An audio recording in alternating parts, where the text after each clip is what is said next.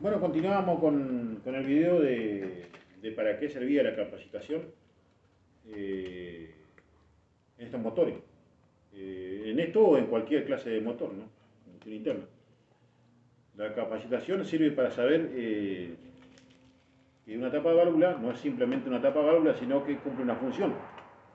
Aparte de cerrar y hermetizar un motor, también cumple la función de lubricar. Tenemos la entrada de lubricación y dos orificios que son los rociadores, que rocían el eje balancín para que se mantenga lubricado. Obviamente que esto tiene un proceso. Nosotros tenemos la bomba aceite que va en este lugar, la que bombea el aceite porque hay un nivel que tiene sobre el nivel de la bomba aceite, bombea el aceite, lo manda por conducto y orificio que están en el bloque, se comunican con el cilindro por otros conductos y orificios que se comunican a la tapa cilindro, de la culata, y de la culata se comunica a la tapa válvula. La tapa válvula es la encargada de que ingrese el aceite y que rociar los ejes balancines para que se mantengan lubricados y no tengan fricción. Nosotros tenemos una tuerca que se llama una tuerca que se cierra la tapa de válvula, que en realidad es para controlar si llega la presión de aceite al motor. Es una válvula, un tapón de seguridad, un tapón de control. Eso vendría a ser todo lo que es sistema de lubricación. Por eso nosotros es bueno saber qué función cumple cada componente. ¿Qué función cumple la tapa válvula? ¿Qué función cumple la culata? La culata es la que tiene las válvulas, las guías, los vástagos. ¿Qué función cumple el cilindro? El cilindro es el que cumple el proceso de movimiento rectilíneo. El que lo produce el movimiento rectilíneo es el cigüeñal por intermedio de la biela. Y el pistón es el que recorre el punto muerto inferior, ascendiendo al punto muerto superior por intermedio de los 360 grados que gira el cigüeñal. Son todos movimientos rotatorios. Nosotros debemos saber que en un motor tenemos cigüeñal y árbol de leva. Si un cigüeñal, en este caso, gira con un cilindro, si un cigüeñal, en este caso, gira 360 grados, debemos saber que el árbol de leva, para que cumpla una función, gira a 180 grados, la mitad de lo que gira un cigüeñal. Ya dijimos que esto, el proceso de lo que era culata, cilindro y bloque, qué función cumple el cigüeñal, la biela y el pistón. Pero bueno, a su vez, en lo que es capacitación, nosotros debemos saber qué función cumple el pistón solo. ¿Por qué se llama pistón? ¿Cómo va instalado? ¿Para qué son estas polleras? O falda de pistón. Todo eso nosotros lo sabemos por intermedio de una capacitación. Si bien nosotros en el trabajo que practicamos como mecánico también lo sabemos, pero a la hora de decirlo técnico, teóricamente, por ahí lo cuesta un poquito más. Y la capacitación sirve para eso, para que podamos desempeñarlo técnicamente y teóricamente, dentro de todo, bien, ¿no? Y lo otro que debemos saber a la hora de trabajar en una capacitación, nosotros lo que debemos saber es que nosotros tenemos que usar tipos de herramientas que unas herramientas que sean acorde a lo que es el motor, porque bueno, nosotros no podemos estar golpeando ni lastimando el motor. Tampoco podemos usar un exceso de pegamento dentro del motor. Si bien usamos silicona en un motor, pegamento, no debemos usar en un exceso, porque el exceso de pegamento, el exceso que revienta para afuera, no perjudica, pero el exceso que revienta para adentro perjudica a la lubricación, porque se puede meter en un conducto o un orificio de lubricación y no permite que la lubricación sea como tiene que ser y ahí empiezan a haber fricción. La fricción se conoce cuando un metal roza con otro sin una película de aceite que es la que permite que no haya fricción. Eh, bueno, no solamente la capacitación sirve para saber lo que es componente, sino para saber qué debemos saber acerca del motor. Nosotros, un motor de combustión interna, debemos saber que se maneja por combustible, se lubrica por lubricante, se mantiene por temperatura porque un motor tiene que tener una temperatura adecuada para que no se produzca fricción. Un exceso de temperatura produce fricción. Un no exceso de temperatura, que también mucha gente se pregunta, un no exceso también produce desgaste en el motor. ¿Por qué? Porque si nosotros andamos con un motor que es muy frío, lo lubricante, el combustible, no va a cumplir la función que tiene que cumplir. El combustible, si anda en un motor que está cumpliendo la temperatura adecuada, 80 grados de temperatura, va a tener un rendimiento óptimo dentro del motor. El líquido lubricante es lo mismo. Si nosotros tenemos 80 grados de temperatura, va a cumplir una función de lubricar y mantener lubricado y que la película se forme en todo. Si nosotros mantenemos un motor con mucha temperatura, el aceite ya no va a cumplir esa función, sino al tener mucha temperatura ya se va a licuar tanto que ya no va a querer lubricar. O sea, va a tender a producirse el muy conocido hollín, y el hollín es lo perjudicial que hace que el motor empiece a ensuciarse dentro del compartimiento. Si tenemos un motor muy frío, el combustible no va a cumplir con la función de, de cuando entra la mezcla rica, sea bien volátil, va a trabajar motor frío, va a trabajar medio ahogado y va a traer problemas, a la larga trae problemas. Nosotros debemos saber que un motor tiene que trabajar a 80, 90 grados de temperatura, hasta 100 grados de temperatura puede trabajar, pero si tenemos un motor que anda con 30 grados de temperatura, es un motor muy frío. Y el aceite necesita una temperatura adecuada para convertirse y darle el cuerpo de lubricación que necesita. Debemos saber que este es un motor refrigeración por aire. Si es bien refrigeración por aire, es una refrigeración dinámica, que quiere decir que el motor tiene que estar en movimiento para que choque el aire y se refrigere.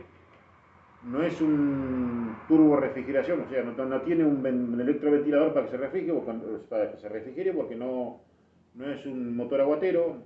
Si tuviera un radiador de aceite, por lo general los motores que traen radiador de aceite también necesitan estar continuamente en movimiento para que se mantenga el aceite la temperatura adecuada.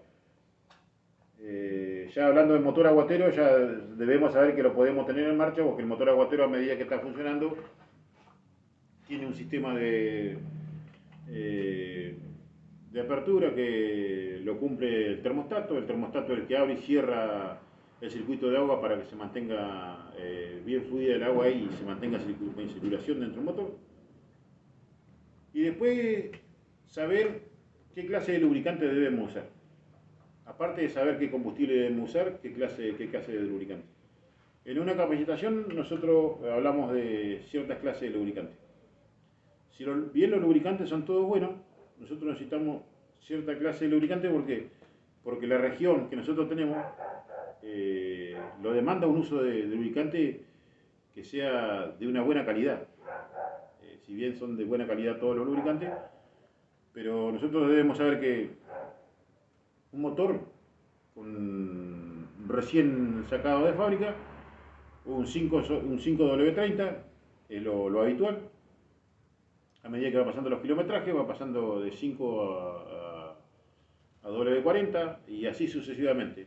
Pasando cierto kilometraje, es decir, un exceso de kilometraje, 150.000 kilómetros, ya viene un aceite que se llama 20W50, que viene preparado para ese kilometraje. La recomendación del aceite lo tiene que imponer el mecánico, porque el mecánico es el que controla los desgastes del motor. Obviamente, si nosotros traemos una moto que tiene mucho kilometraje y no sabemos, nunca la atendimos, vamos a dudar del lubricante que va a utilizar esa moto o el motor. Pero Cuando ya estamos capacitados para decir qué aceite debemos utilizar, es porque nosotros hemos leído todo lo que es sobre aceite. ¿Por qué es? ¿Qué significado tiene 15? ¿Qué significado tiene W? ¿Qué significado tiene 40? Porque esa es la densidad que en realidad nosotros debemos conocer para cada región. En invierno debemos usar un aceite bueno, en verano debemos usar otro aceite. En realidad los aceites más utilizados son los aceites sintéticos. Pero no se olviden que los aceites sintéticos son para los motores muy ligeros, los motores modernos, que en este caso hoy en día tenemos motores muy ligeros, muy modernos que no tenemos acá. Por ejemplo, un motor rotativo nosotros no lo tenemos. Si llegamos a tener un motor rotativo, un Wankel, que es un motor que fabrica Mazda, nosotros acá no lo vamos a tener. Por ejemplo, hay publicidades que dicen usa este aceite porque el Fórmula 1 lo utiliza. Nosotros tenemos un motor que anda medianamente estándar. No es el Fórmula 1. Nosotros no tenemos por qué usar un 5W30 toda la vida porque un Fórmula 1 corrió una carrera y anduvo con 530. No. Nosotros, depende de cada región, debemos saber qué aceite vamos a utilizar. Y eso lo demanda una cierta clase de capacitación, de saber, de leer qué clase de aceite es, qué componente tiene, cuántos componentes tiene un aceite, por qué dejó de ser CA30 o CA40 y pasó a ser 15W40, cuáles son los minerales que utiliza, cuántos componentes son los que protegen un aceite, por qué a medida del tiempo fueron creciendo los aceites, y así sucesivamente, ¿no? En el combustible pasa lo mismo, en la nafta, el combustible que nosotros utilizamos nafta, pasa lo mismo. Ahora venía nafta común, nafta super, y fiña, y así. Cada vez van poniendo aditivos que protegen el motor. Pero bueno, son componentes sintéticos, por eso dicen que es un combustible bueno. Pero nosotros debemos saber que un combustible bien utilizado en un motor, también tenemos un buen rendimiento. Un motor diésel, un ejemplo, un motor diésel, si nosotros lo mantenemos con diésel común, va a andar. Y va a andar por mucho tiempo. Porque si nosotros tenemos un motor diésel, un ejemplo, que andamos a 120 kilómetros, menos 120 kilómetros, el combustible viene preparado para eso. Ahora, si tenemos un motor nuevo, diésel, inyección, intercooler, que lo queremos mandar a 160, 170, vamos a necesitar un combustible bueno. Necesitamos un combustible liviano, un combustible que no produzca tanto hollín y que mantenga limpio los cilindros. Pero ya estamos hablando de una performance ligera, estamos hablando de andar a mucha velocidad. Si nosotros andamos a 120 kilómetros para abajo, que es lo natural que anda una persona, podemos utilizar el combustible común tranquilamente porque ya viene preparado para eso. Obviamente los ingenieros, los técnicos que diseñan ese combustible lo diseñan para que proteja más al motor, pero también debemos saber que la protección del motor no solamente es el combustible, ni el lubricante, ni el refrigerante. Si bien eso cumple con lo que exige el ingeniero o el diseñador que diseñó ese motor, nosotros mientras nos mantengamos en lo normal, o sea, mientras nosotros conducimos un vehículo normalmente, le podemos echar el combustible común. Porque mucha gente me pregunta, yo le echo el mejor combustible. Y el mejor combustible yo no se lo exijo a la gente que lo use. Porque no son, este vehículo, este motovehículo no es un motovehículo que va a andar a 160 km por hora. Una que no tenemos rutas o caminos para andar a esa velocidad, y otra que no es una moto para levantar velocidad. Esto con un combustible común, un aceite común, funciona. Pero el mercado exige que uno solo tiene que comprar sintético. Lo sintético es bueno, pero demandan un poco más de plata. Así que Bueno, eso sería todo lo que, para qué sirve la capacitación. Para saber cómo se compone, cómo se utiliza, qué función cumple, cómo podemos protegerlo, cuáles son los métodos, cómo diagnosticar un problema. Eh, Aparte de diagnosticarlo es cómo repararlo, qué herramienta utilizar, qué debemos hacer, qué no debemos hacer también. Y por lo natural es el gran problema que mucha gente no le presta atención, que hoy en día se está usando en los híbridos, es la higiene y seguridad. Los híbridos son los autos eléctricos que vienen con poco mantenimiento, pero bueno, nosotros debemos saber que no podemos arrojar residuos tóxicos al medio ambiente. Los vehículos, los motovehículos que vienen eléctricos, demandan de una batería que no la podemos estar arrojando al medio ambiente en ningún lugar. Tiene que haber un centro de reciclaje de eso. Lo mismo que el lubricante, no podemos estar arrojándolo en cualquier lugar porque viene un centro de reciclaje de lubricante. Lo que es en batería, lo que es en lubricante, no se debe. Hasta el polietileno hoy en día es perjudicial para el medio ambiente. No solamente para el medio ambiente, es perjudicial para nosotros mismos, porque somos un lubricante muy nocivo. Nosotros usamos aerosoles, usamos lubricante, usamos refrigerante, usamos gas para el aire acondicionado, y esos son líquidos y fluidos y gases que son muy perjudicial para la persona. Pero bueno, mientras estamos cumpliendo el oficio, uno le presta atención porque dice, no creo que me haga nada. Sí, pero con el tiempo hace y perjudica a la gente. A cada persona con el tiempo lo perjudica. Por eso hay que saber que en estos trabajos, si estamos trabajando con lubricantes muy tóxicos, debemos usar guantes, protección visual,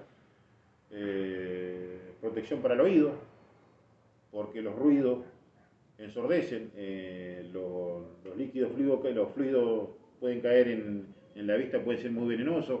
Al aspirar un fluido también puede ser muy perjudicial. Al consumirlo, tenemos que mantener nuestras manos limpias cada vez que salgamos que dejemos de trabajar en esto, higienizar bien las manos con un producto que se llama, no sé, en este caso nosotros usamos una crema que es la que usamos para sacar todo lo que es los residuos de lubricación, todo eso dentro de la mano, y después, bueno, tenemos que lavarlo bien, y hoy como estamos con esta pandemia bastante complicada, también debemos saber que debemos utilizar esas cosas.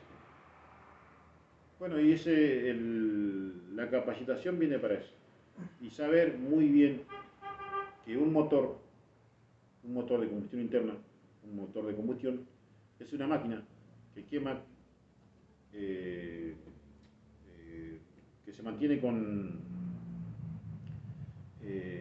algo químico, que es el combustible, que es una reacción química. Es un combustible químico que dentro del motor lo convierte en movimiento y lo convierte en movimiento mecánico. Muy bien está dicho que todo lo de combustión interna, lo que produce el movimiento de la combustión es reacciones químicas. Que las reacciones químicas, los combustibles son todos químicos que son muy volátiles, por eso mismo se utilizan dentro del motor.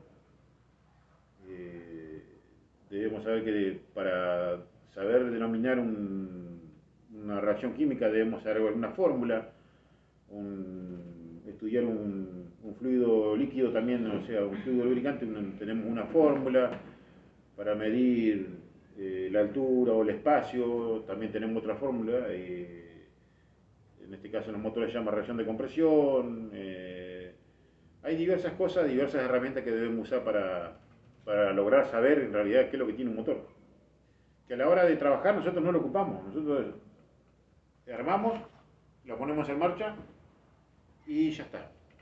Pero A la hora de armar nosotros debemos tener, saber lo técnico que debemos probar, que todas las medidas sean exactas, porque justamente hace un rato me mostraban un vídeo que un motor golpeaba y es prácticamente ¿por qué?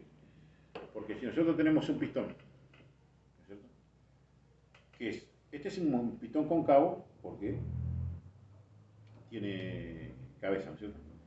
Pero si es uno plano en el motor, debemos poner uno plano, no podemos poner un cóncavo. ¿Por qué?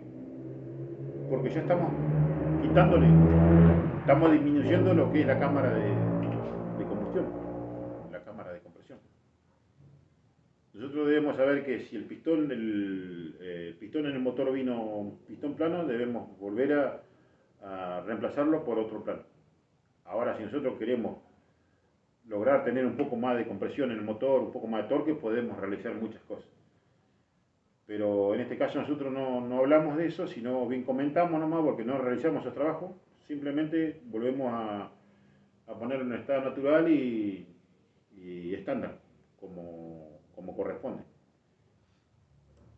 Bueno, hasta acá llegó el video, alguna pregunta, alguna duda que quieran realizar, eh, estamos a la disposición. En realidad nosotros hablamos todo lo que es mecánica, todo lo que es combustión interna, todo lo que es seguridad y de eso se